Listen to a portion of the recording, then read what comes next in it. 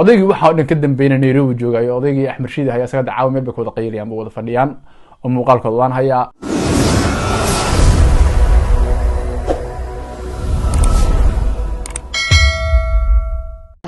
daje profile kaga bulshada sar google gal magaciisa soo bar boqorka WhatsApp yahay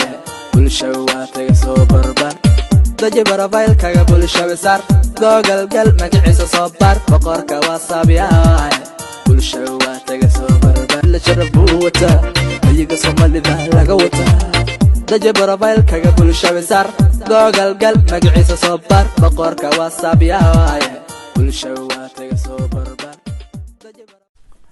السلام عليكم ورحمة الله تعالى وبركاته. سومال محمد الباجكتين أدي أدباني سلام يا هدي همين كنت همين وناكسن هدي مالن كنت هاي مالن وناكسن وحكس كنت هاي وناكسن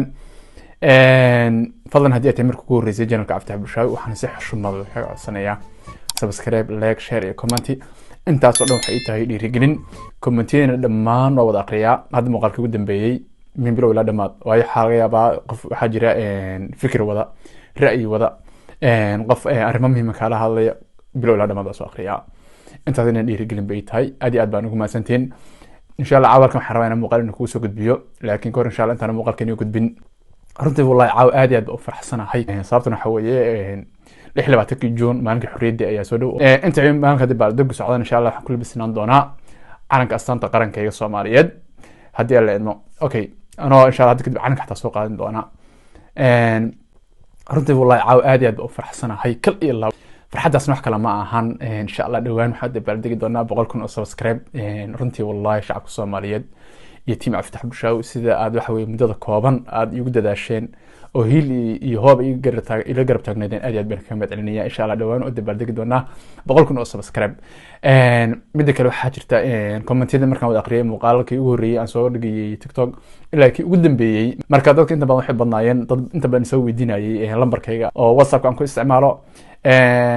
runtii de commenti ama meel publicana lambar lagu qoro oo adiga baa dareemi kartaa okay lambarkayga waxa ka soo heli kartaa horta Instagramkayga waa ka heleysaa oo profilka kor buu saaran yahay okay wada Instagramka la soo shana waa ku jooga oh my god hada luuqayga soo shid lambarkayga meeshu saaran yahay sidoo kale Facebookayga asagana sidoo kale waa ka soo qaban kartaa inta waxa weeye online baka ay hameen maalin inaan waxa weeye bulshada waqti la qaato aan jecel taas waa midaas ayadana Instagram xataa hoos baan ku soo qori doonaa hadii la idmo saa u soo booqataan asagana waayo meesha ugu dhow oo qof laga xiriiro karo marka laga tago dadka aniga friendska aan ahay dad kale oo caadi chat luuqa igala soo xataa badan oo ka jawaaba halkaas lambar ka siiya halkaas aan ka wada xiriirnaa waayo dad waxa ku jira bulshada dad aad iyo aad talent u leh dad hal doora dad xigmad leh dad wax laga faa'iideeyaa ku jira dadkaas kale marka aad iyo aad baan rajaynayaan soo dhaweeyo hadii la idmo soo marka hadalka in ku badan hadaba aan guda galno hawshii halkan muuqaalka aan raba inaan duubo show baa jira lagu qabanayo magaalada Nairobi showgan waxa anoo kan show ma oran karo waxa oran karaa waa mission showga marka waxa weeye waxa la soo dhigay ilka casaqays baa soo dhigay showgii King Sharma Boy iyo fanaaniinta shanta Soomaali showgii qarniga iyo loo kala harin reer Nairobi iyadoo aan ognahay Nairobi dhibaatada dadka Soomaaliyeed lagu hayo lagu jirdilaayo lagu xiraayo qaarkood lagu barkicinayo haddana waxa weeye sabab Sharma Boy waxa weeye Sharma waxa uu qabaan qof maraan ah qof waalan qof aan caqli lahayn buu qabaan dadkan qof maraan ah qof waalan qof aan caqli lahayn buu qabaan dadkan يعني نina aad ogtiin dhibaatada aad u geysateen oo iska daa asagii dadkii taageersan shacabka ahaa asaal loo galay xagee jooga ma qof qabrigiisa waxa gacan isku qodanaya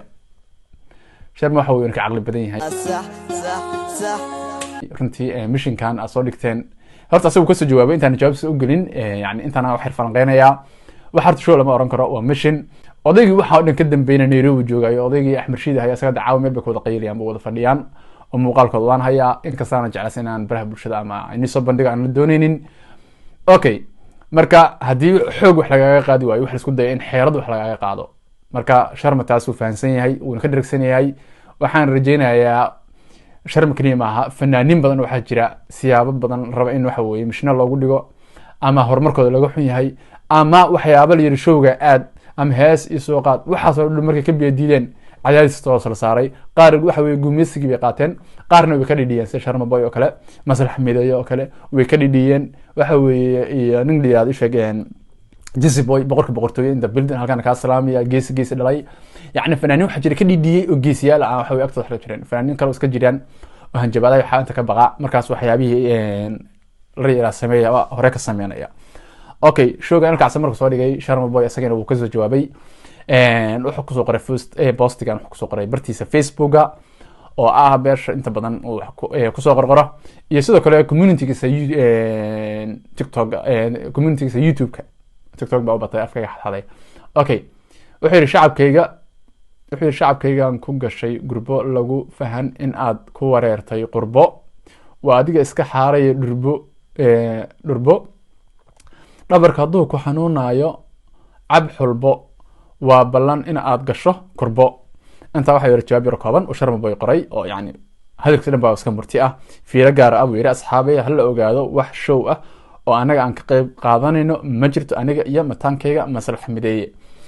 Mideeyo Sharma Boy waad kala garanaysaa meesha kala joogan hadii qabiil yiraahdo iskuma dhawa waxa asu keenay waa isfahan waa dhalinyarnimo waa Soomaalinimo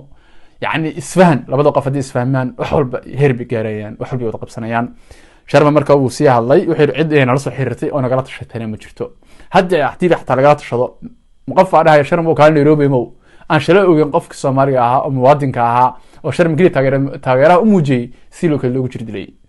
marka taas ayaa rabay in la wadaago showgaas Nairobi lagu qabanayo cidii rabta oo fanaan ah way ka qayb gali kartaa laakiin Sharma Boy iyo Maslax Mideeye meeshaas waxa weeye waa mission rabin loo dhigo mana aadayaan mana ka qayb galayaan waayo fanaanka soo halkan jooga buu heesi karaa barnaamijka soo dhigi karaa showga dad rabu tagi karaa laakiin wixii mission iyo laqdaba ah marnaba ma yeelino haddana shacabka Soomaaliyeed qof Soomaaliyeed oo fanaan ah iska dhaafay xataa qof shacaba in la wax yeelay ma oglin taas waa midaas okay marka dadka lagu dhibaateeyay Nairobi waxa kamid ahaa yar maalmahan aad iyo aad baraha bulshada u haystay oo liyaado Hebel Baba waxaas la yiraahdo brother waxaar bayna kulaalo kala hadla arka Sharma Boy iyo waxyaabo ku saabsan dhalinyartii markay wada hadal bilaabeen oo meesha agaaribeen la dhaho jaamacadda qarxayaan dhalinyartii waxay bilaabeen in haraantin la igu qabto waxay ka koobnaayeen markaas laba qof ayaa gadaal uga soo dadkoontay kadib waa la iskiigu kaytay dooriyaa la soo baxay waxay tiri baraad waa dhibatay intaa la dhimanin ka hore geestireen taageeraha Sharma Boy xasan loo dilay Sharma marka xagee jooga marka show lagu martaqaaday leeyahay kala show inuu taageeri baasan loo galeeyaa horta yarkan muuqaalka u duubay runtii aniga ka shakhsi ahaanteed iyo fikirkay marka la kuma qanacsanayn waayo soo dhiig baxaya nabarro ku yaalan inuu baraha bulshada soo fariisto horta waxa u maleynayaa ka Soomaali ahaan laftkana subac ahaan iyo waji qurux badan oo ma yeelanayso waayo caalamka marka arkaan qof Soomaaliyeed oo dhiig baxaya oo baraha bulshada soo fariisanaya taas horta sumcadeena uma wanaagsana waa fikirka aan qabo fikirka adiga qabtidna waxa laga yaabaa inuu ka duwan yahay waxa la rabay markuu waxaan iska soo daaweeyo marka uu soo fariisto wixii xog uu haayo umada la wadaago u farshiliyo aarsado ilaa nin rag waa ninkii soo mara jab dad baa jira god ku jira dhintay dad baa jira waxa weeye dhaawacyo ka weyn qaba dad baa jira la jir dilay ilaa ay haddana waxa weeye weli ma arag nin saan kale soo fariistay baraha bulshada oo dhibkiisa yani asagoo u dhig baxaya soo fariistay taasna waxa umaleeyaa suurad ahaan wadankeena iyo dadkeena iyo qarannimadeena in saxo aan ila qurux badneen waa fikirka aan qabo fikirka duwan in qabsidna waa suurtagal marka meesha dadka Soomaaliya lagu dhawaateenayo maanta show lagu qabanay hadii la yiraahdo in la aado aan horta ma qabo taas midaas ayaan kusoo gabagabeynayaa mid kale dad baan bay xoqamaan aftax bulshaawi YouTube inuu furtay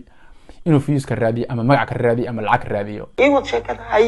wallahi wa billahi wa tallahi waa saddex magac oo ilaahay waxa weeye malaa'ig baan garbaha ka saaran YouTube anigu ma furan in horta lacag ka raadiyo oo nin hantilaan ah maantay oo isku filan oo malaayiin qof oo Soomaaliyeed waxa weeye wax u qaban kara baan ahay oo ilaahay wax siiyay baan ahay oo hanti uma furan inaan YouTube ka helo wixii halkan ka soo xarooda hadda labadii bilood ugu dambeysay wallahi wa billahi taala koob shay aan ka cabin dad walaalahay Soomaaliyeed baan ku sadaqaystay oo waxa weeye aan wax ugu qabtay oo mashaariic fiican ugu qabtay magacna waa ka dhamahay maanta nin maanta magac raadinaya mihi marka taasna waa midaas YouTube kan aniga kaliya marihi inka dhanba wada leedihiin qof kasta oo Soomaaliyeed inaan ka caawiyo wili waxaan soo wada barnaamijyo badan hadii la idmo oo hadda markaan waxaan barnaamijyada naga dhamaadaan xataa waxa jira muuqaalo badan oo diyaarsana aan soo gudbin marka waxaan ka hadlayay mar walba xaaladda markaas taagan baan ka hadlayay waxa jira fanaaniin badan oo dhalinyaro ah oo runtii aad yar oo waxa jirta ayagana aan maalin mashruuc gooni u sameyn doona hadii la idmo habeen dambe Allah ka dhigo ama asbuucan ugu jira hadii la idmo baarayna asna barnaamijkooda ka hadlo muuqaalka inta soo gabagabeynaya waxaan kaga tagayaa wassalaamu calaykum waraxmatullaahi tacaala وبركاته لحدانكي قويدي نديسي